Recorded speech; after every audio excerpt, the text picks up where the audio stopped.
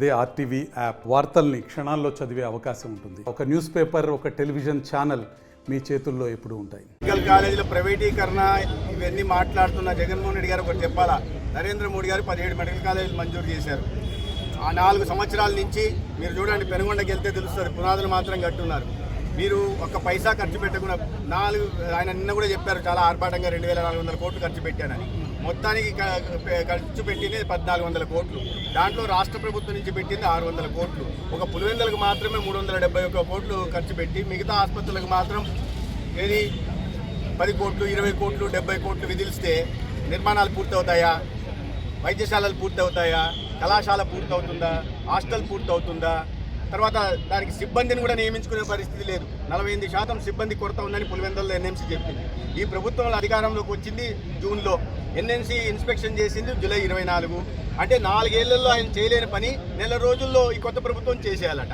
ఎన్ఎంసీకి మీరే లేఖ రాశారు? లేఖ ఎక్కడ రాయలేదు, లేఖ ఎప్పుడు కూడా లేఖ రాయరు. ఎన్ఎంసీ ఏం చెప్పిందంటే జూలై 24 ఇన్స్పెక్షన్ చేసి అన్ని కొరతలు ఉన్నాయి, ఇటువంటి కొరతలతో మేము అనుమతులు ఇవ్వడానికి సాధ్యం కాదు అనింది. అయితే మేము అప్పీల్ చేశాం, మేము అది సమయం ఇవ్వండి, పూర్తి చేయడానికి ప్రయత్నం చేస్తామని. వారన్నారు తరగతులు ప్రారంభం కావడానికి ముందే మీరు మాకు కమిట్మెంట్ ఇవ్వమని అడిగారు, అండర్టేకింగ్ ఇవ్వమని అడిగారు. అయితే ఈ కొరతల్ని 4 ఏళ్లలో తీర్చలేనివి, పూర్తి చేయలేనివి ఒక నెల రోజుల్లో చేయాలంటే అసాధ్యం. ముఖ్యంగా సిబ్బంది, వైద్య సిబ్బంది, ఎందుకంటే మిగతా బీకామ్ల లాగా కాదు కదా మెడికల్ ఎడ్యుకేషన్ అంటే. కాబట్టి దానికి ప్రొఫెసర్లు కావాలా, అసోసియేట్ ప్రొఫెసర్లు కావాలా, అసిస్టెంట్ ప్రొఫెసర్లు కావాలా, దానికి కావాల్సిన డయాగ్నోస్టిక్ ఎక్విప్మెంట్ కావాలా, కళాశాల పూర్తి కాకుండా తరగతులు ఎక్కడ చెప్పాలా, హాస్టల్ పూర్తి కాకుండా విద్యార్థులను ఎక్కడ పెట్టాలా, చెట్ల కింద షెడ్లలో పెట్టాలన్నా, ముఖ్యంగా బోధించడానికి ప్రొఫెసర్లు లేకపోతే ఏం చదువులు చెప్పాలా, అవన్నీ పక్కన పెట్టేసి తన తప్పును కట్టుపుచ్చుకోవడం కోసం ఇవాళ అబద్ధాలు మాట్లాడుతున్నాడు. ఇవన్నీ బయట వస్తున్నాయి, ఇవాళ అన్ని విషయాలు బయటకు వస్తున్నాయి. పులివెందులలోనే మీరు 48% సిబ్బంది కొడుతుంటే దానికి జగన్మోహన్ రెడ్డి గారు ఏం సమాధానం చెప్తారు? సొంత నియోజకవర్గంలో అంటే మీకు చిత్తశుద్ధి లేదా? పాడేరు ఒకటి, ఎందుకంటే పాడేరు మేము వేడుకోవాల్సి వచ్చింది. పాడేరు 50 సీట్లన్నా ఇవ్వండి, అక్కడ ట్రైబల్ పిల్లలు ఉంటారు, అక్కడ మేము మెరుగుపరచాల్సిన అవసరం ఉంది అని దానికి అండర్టేకింగ్ ఇచ్చాం. మిగతా వాటిని అసాధ్యం అంటే కనీసం 2 సంవత్సరాలు పడుతుంది. నేను ఈ జిల్లాలో చెప్తున్నాను తప్ప, పెనుగొండలో చూడండి దాని పరిస్థితి ఏందో. అన్ని కళాశాలల పరిస్థితి అదే. నిన్న రాజమండ్రి వెళ్ళా, పోయిన సంవత్సరమే తరగతులు మొదలయ్యాయి, ఇప్పటిదాకా భవనం పూర్తి కాలే, ఇంకా 2.5 సంవత్సరాలు పడతాయంట. అంటే అరకొర అద్దె భవనాలు తీసుకొని అక్కడ ఏదో పూర్తి చేసేసి ఆర్భాటంగా ఇది ప్రారంభోత్సవాలు చేసేసి నేనేదో చేశాను అని చెప్తున్నాను. కేంద్రం ఇచ్చిన డబ్బులే ఇవన్నీ, దాంట్లో కూడా నువ్వు ఖర్చు పెట్టలేకపోయావు. 4 ఏళ్లలో 1400 కోట్లు మాత్రమే ఖర్చు పెట్టారు, రాష్ట్రం నుంచి 600 కోట్లే ఖర్చు పెట్టారు. పచ్చి అబద్ధాలు చెప్తున్నారు. అందుకే ప్రజలు నమ్మే పరిస్థితి లేదు. ఇటువంటి అబద్ధాలు చెప్తున్నారని అటువంటి గుణపాఠం నేర్పారు. ఇప్పటికీ తెలుసుకోకుండా మళ్ళీ అదే అబద్ధాలని ఆలంబనగా చేసుకుని ప్రజల్ని మభ్యపెడతాను, మోసం చేస్తానంటే సరిపోదు. ఎందుకంటే ఇవాళ ఆయన ఫారిన్కి వెళ్ళిపోవాలనుకున్నారు.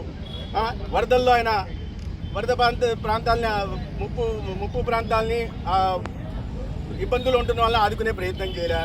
అనేక అవకతవకలు బయటలు పడుతున్నాయి, ఒక్కొక్కరు జైల్లోకి వెళ్తున్నారు. వీటి అన్నిటి నుంచి దృష్టి మరల్చడం కోసం కొత్తగా ఈ అబద్ధాలను ప్రచారం చేసుకుంటూ ప్రజల్లో సానుభూతి పొందే ప్రయత్నం చేస్తున్నారు. ఏ పరిస్థితి నేను ఇప్పుడే నేను చెప్పాను, వైద్య శాఖ మంత్రిగా మాట చెప్పకూడదు కానీ చాలా మెరుగుపరచుకోవాల్సిన అవసరం ఉందని చెప్పి అనేక మంది కాంట్రాక్ట్ బేసిస్తో తీసుకున్నారు. వాళ్ళని రెగ్యులర్ చేస్తామని కమిట్మెంట్ లేదు, అయినప్పటికీ కూడా కాంట్రాక్ట్ బేసిస్లో తీసుకున్నారు.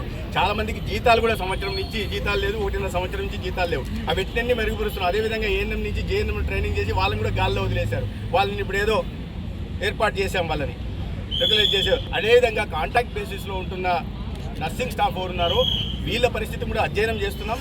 వీళ్ళని రెగ్యులరైజ్ చేస్తే ఎంత శాతంలో ఉన్నారు, ఎంత రెగ్యులరైజ్ చేస్తే ఎంత ఫైనాన్షియల్ ఇంప్లికేషన్ ప్రభుత్వం మీద పడుతుంది, అంటే ప్రజల డబ్బే కదా పడుతుంది అనే విషయాన్ని చూస్తున్నాం. అతి తొందరలో ఈ విషయం మీద కూడా ఒక పరిష్కారం. చాలా మంది ఉన్నారు, వాళ్ళని కూడా ఉపయోగించుకోవాలి.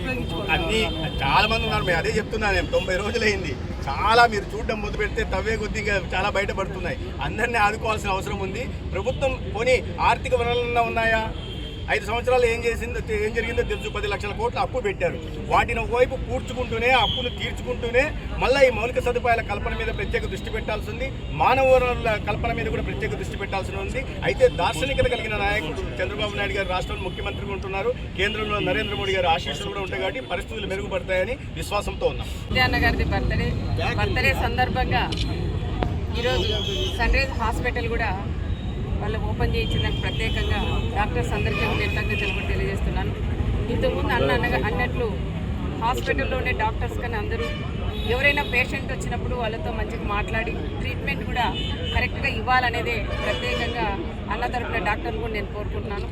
ఎక్కువ ఈ ప్రాంతంలో కూడా రోడ్స్ కూడా వెడల్పు బాగున్నాయి కాబట్టి స్పీడ్ ఎక్కువ తలకు కూడా యాక్సిడెంట్ కూడా జరగడం ఏదో రకంగా ఇబ్బంది కూడా పడుతుంటారు. వచ్చిన వాళ్ళు మాత్రం మంచిగా మా పేషెంట్కి ఏదంటే మాట్లాడిస్తేనే అర్థం రోగం తగ్గిపోతుంది. ఆ రకంగా కూడా మంచి పేరు కూడా ఉంది డాక్టర్స్కి.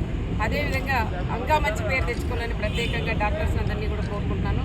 ఈరోజు మన సత్యన్న గారిది బర్త్డే కాబట్టి బర్త్డే సందర్భంగా నేను కూడా ఒకటి అడుగుతున్నాను అన్నగారిని. అంటే మా అనంతపురం జిల్లాలో ఎక్కువ క్యాన్సర్ కూడా ఎక్కువ ఉంటున్నాయి.